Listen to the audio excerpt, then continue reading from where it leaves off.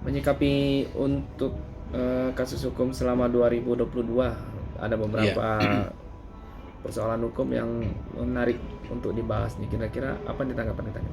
ya kalau kita melihat ke skop di akhir tahun ini, khususnya kasus-kasus pidana yang menonjol di Riau adalah menyangkut soal HGU, menyangkut soal Duta Palma, angkanya cukup fantastik, 1,4 triliun, dan di Riau sendiri 78 triliun. Kemudian kasus narkoba, tangkapan dari Polda dan BNN saya lihat hampir 1 ton, 900 sekian.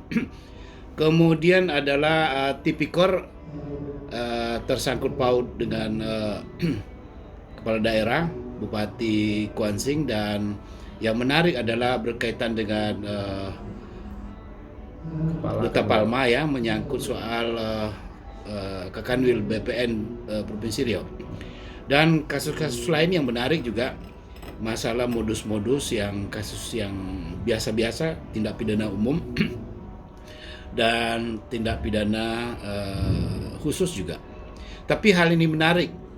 Apa yang menarik menyangkut soal bagaimana proses penanaman sawit dan masalah tanah, masalah pajak, masalah dan sebagainya. Ini yang 1,4 triliun, hal yang luar biasa.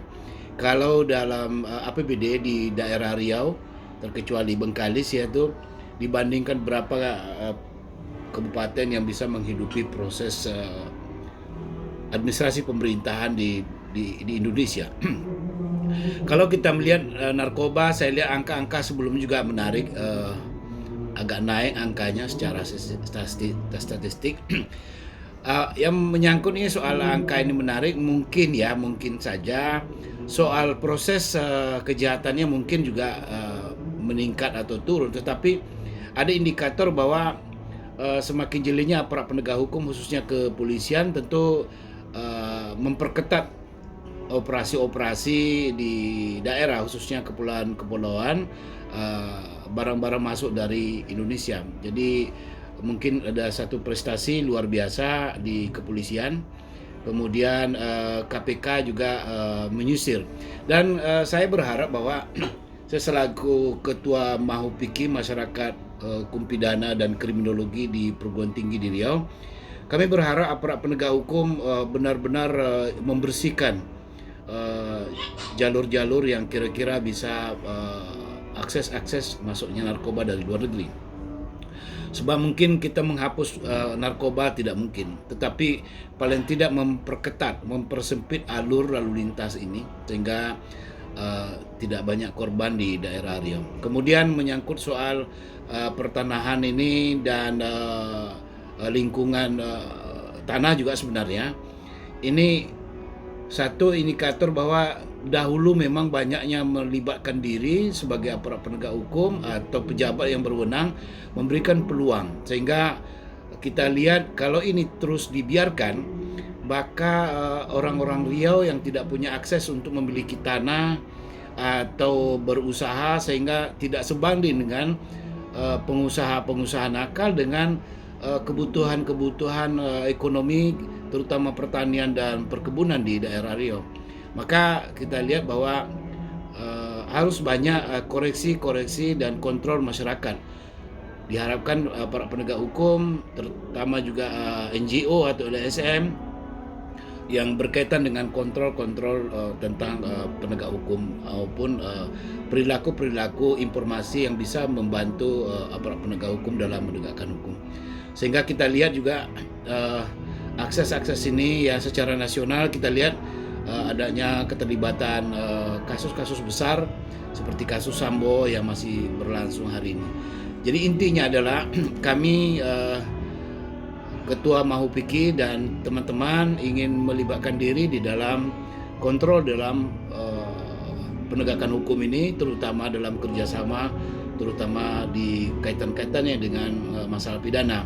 Dan kami sudah mengupaya, sudah berkunjung silaturahim ke Pak Kapolda, Pak Kapolres, dan beberapa ketua-ketua pengadilan di Riau dan Kementerian Hukum dan HAM memberikan suatu dialog bahwa pemahaman terutama juga berlakunya ke depan nanti adalah KUHP yang baru. Siap. Sekira itu. Apa lagi? Tadi Tahun baru. tahun baru. Himbauan. Hah? Himbauan. Oke Bang, untuk himbauan kita selama Natal dan tahun baru nih untuk aparat keamanan dan masyarakat sendiri bagaimana? Ya, kami sebagai pengamat sosial ya adalah seorang dosen. Tinggal 4 hari 5 hari ini memasuki tahun baru. Jadi tahun baru merupakan satu pertukaran tahun baru yang biasanya diramaikan oleh beberapa kalangan masyarakat.